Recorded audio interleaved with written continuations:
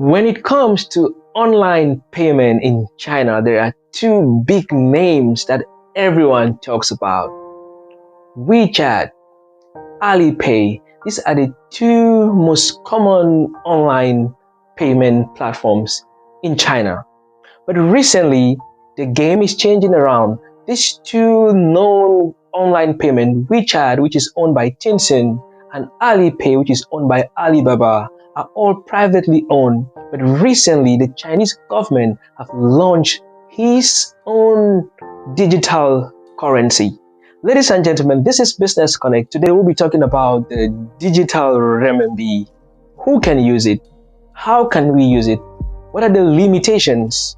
And what is the Chinese government doing to make sure that this goes far and wide? If you're new to the channel, this is Business Connect. Consider hitting that subscription button. Subscribe on Business Connect because we do interesting videos on entrepreneurship, business development, and social motivation. I also share with you interesting vlogs here in China. And if you are a returning subscriber, thank you so much for choosing Business Connect. Without wasting much of your time, let's dive straight to look into the Chinese digital currency.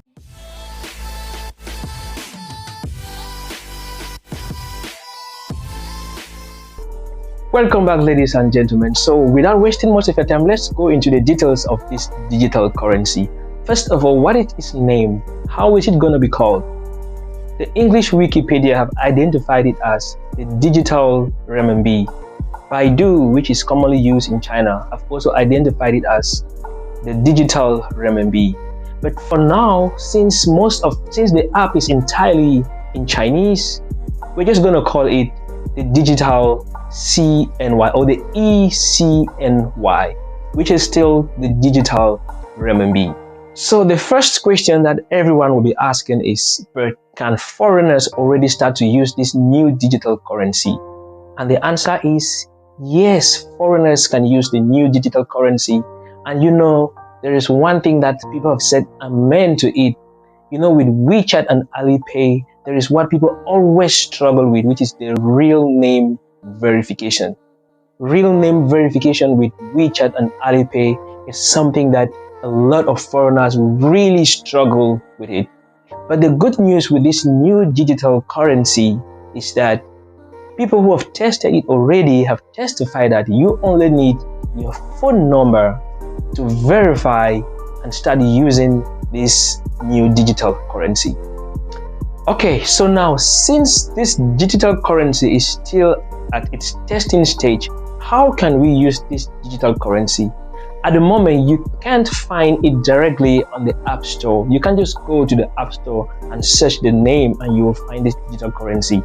No, what you need to do, you have to visit the 6 partner banks that are already in partnership with this currency. Once you visit, I'm going to list the names of these banks. I'm going to display the names on the screen.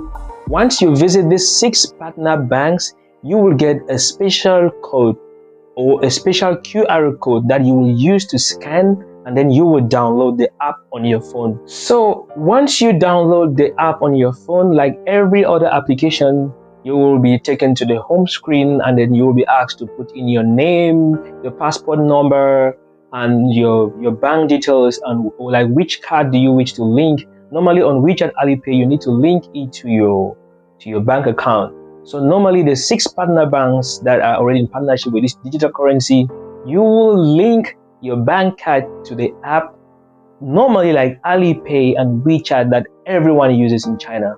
And once it is set up, you can start using it to do your transactions. You can buy, you can do your payments conveniently, the same like Alipay, the same like WeChat. You can top up your wallet, you can do transfers, and you can do shopping the same like Alipay and WeChat. Okay, the last question before you go, someone will be asking, but if I have no problem with Alipay, I have no problem with WeChat, why should I need this new digital currency? Why should I need this new digital payment form? And from my research and from a few articles that I've read, they say this new payment platform doesn't charge transaction fees. Like for Alipay, sometimes if you're transferring money from Alipay to WeChat, sometimes you will be deducted maybe 1 RMB or 1% of the amount, sometimes 2%, I don't know. But with this, for those who are testing now, they've testified that it has no transaction charges. Okay, just to make note, since it is still in its testing stage, it's still like in a pilot stage, so it will have a few limitations. Now maybe they might not want a lot of people to start using it now. They might limit it to a few people to test it, and maybe it might have some limitations. So, but if you want to try it still, if you're a holder of either ICBC, Bank of China, or one of the big banks in China, you can just go to your bank and tell them you want to try the new digital currency, and they'll advise you if you can use it or not. And there's one thing I would like to tell you. Since this is a government-owned currency, within a few years, within 1 year, within a few years, it's going to explode. It's going to be like global. A lot of people will start using it, because anything that is run by the government in whichever country, not only in China, anything that is owned and run by the government will have a lot of privileges, a lot of advantages, and so many people will love to use it.